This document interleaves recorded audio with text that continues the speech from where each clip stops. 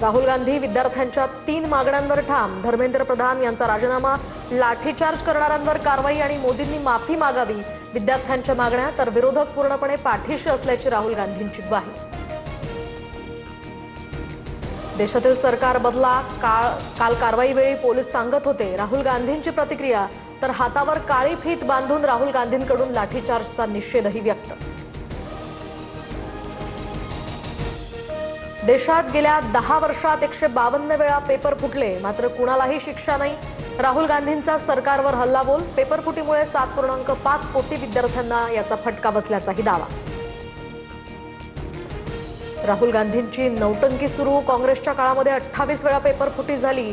चंद्रशेखर बावनकुळेंची राहुल गांधींसह काँग्रेसवर टीका।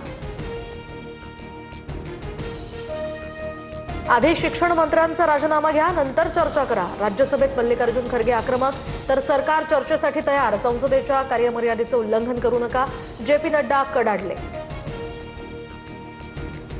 उद्धव ठाकरेंची राहुल गांधींसोबत फोनवरून चर्चा, राजीनाम्यासंदर्भात सरकार गंभीर नाही, आंदोलनाचं स्वरूप बदलावं लागेल, आम्ही राज्यामध्ये आवाज उठवतोय।